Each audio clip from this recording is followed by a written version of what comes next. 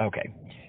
I'm going to try this again on my phone, even though 3 parshirim in the last few days, weeks, have been like cut off in the middle for some reason. So I'm going to try to keep an eye and make sure the recording is actually working. Otherwise, I'm going to try to go back and re-record those parshas, and several people have emailed me about them and said, that was broken, I wanted to hear what happened in the middle, whatever. You guys heard it in person, so that didn't get cut off. Okay, so I've mentioned it a few times, I figured I'd actually bring it in. This is a very helpful little sefer by Rav Avnon Bazak, who's a Ram at Gush, called Nekudat Pticha. So there is, or maybe was, it exists in some form, but not exactly the same as it once was, a weekly Dvar Torah paper written in the religious Zionist world, put out by Machon Somet, Shabbat B'Shabbato, I think it's called. And for a few years at least, Rav Bazak wrote the opening Dvar Torah, which was properly called Nekudat Pticha, right? Is a point of departure, right? An opening point in the parsha, and then he eventually published a few years worth into Nekudat Pticha. I think there's an expanded version as well. They're very nice because they're very, very short, and they always are pointed and open up a discussion. So he has a very interesting discussion here on Binyamin's name. So Binyamin has 2 names, right? He's given 2 different names by his parents. Right? So his mother gives him the name Ben Oni, the child of my affliction. What? And what? Yeah. And his father calls him Binyamin. As the pasuk tells you, right? Vahi b'teit nafsha ki meita v'tikra shemo Ben Oni v'aviv kara lo Binyamin. So what exactly is the difference? So over the years, I've heard different vorts, right? The pessimistic versus optimistic, right? There's the son of my sorrow, which is Rachel, versus the, like, my right-hand man, or the one who'll support me in my old age, right? He'll be like my right hand of Yaakov. Obviously that may depend on who's dying in that moment. I can't really blame her at that point. She's actually dying and dies in the process. So for her, it's less of mixed emotions than it is for Yaakov.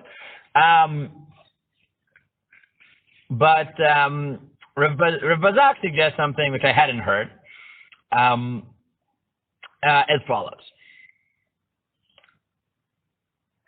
Chazal take it as a given that the reason that Rachel dies is because of what? Chazal take it as a given that she dies because of what? What? Right, something to do with the story of stealing the trafim. But what aspect of that story is a little bit unclear. Right, Rashi already quotes this tradition, right? But there are really 2 things in that story that could be the cause of her death. So one is the way that Sean just formulated it, which is she died because she stole the trafim, right? And that was the problem, right? There was something problematic there. She's being punished. The second possibility, which is what Rashi himself says, is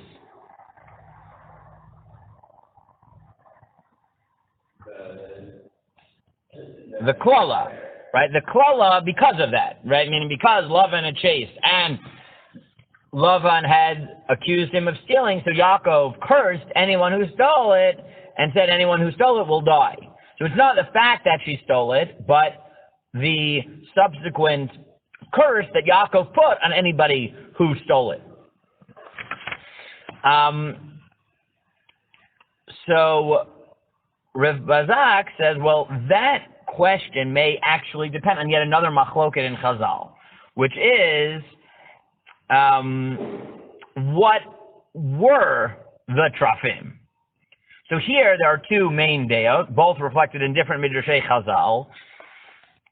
One is the one that Rashi himself quotes, which is that trafim are avodah zarah, Right? Trafim are the idols. And why did she steal the idols? To stop her father from worshiping, right? This is the tradition of Rashi, right? Rashi says, and Bazak points out that this is actually a very coherent and cohesive theory of what happens in the parsha.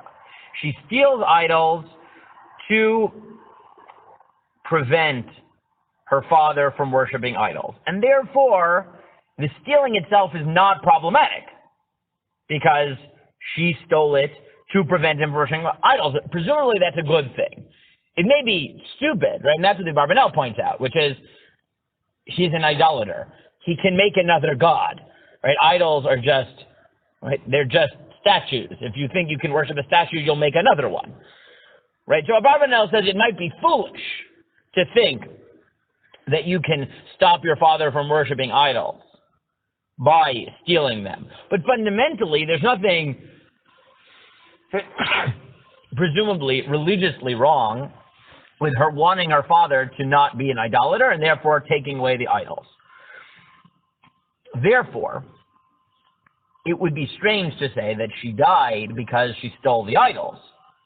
Hence, Rashi, following this Midrashic tradition, says, no, she died because of the curse.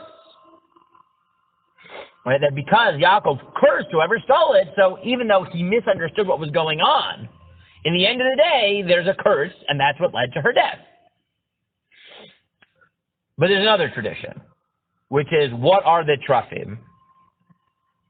So the Midrash Tanchuma says that they're not idolatry, and this is the position of the Ibn Ezra as well, but rather they were objects of divination, right? They were used to tell the future and to figure things out.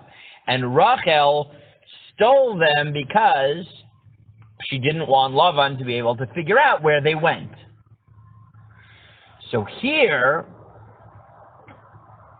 if this is why she stole them, then there might actually be a problem in stealing them. Because they started this whole journey. Why did they choose to leave now? Because Hashem had told Yaakov, go home, I promise you, I'll protect you.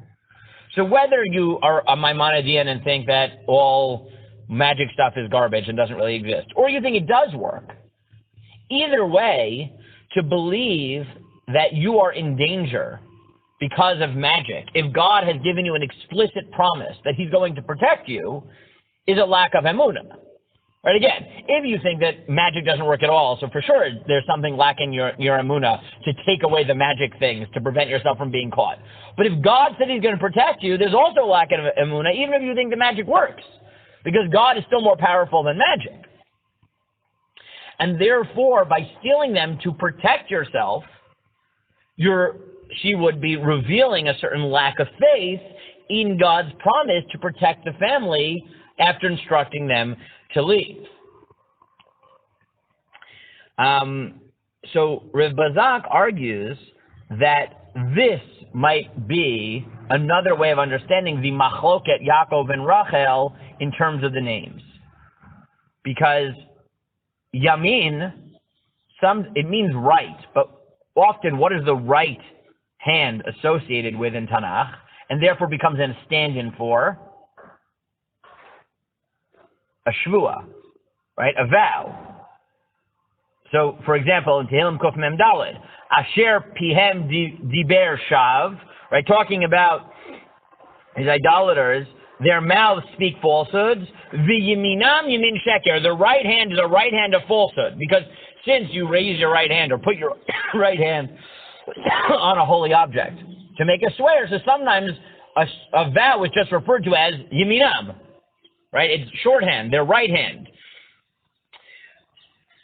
Or tishkach yamini, right? Things like that, right? We talk about that as commitments being on the right.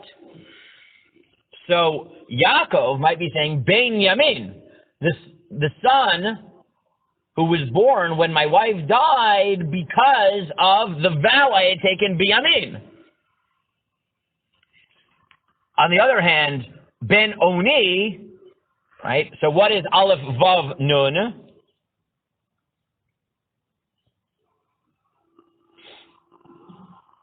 So in Zechariah, the pasuk that the Tanchuma invokes, Trafim Dibru Aven, right? Aleph Vav Nun is the divining powers of these Trafim.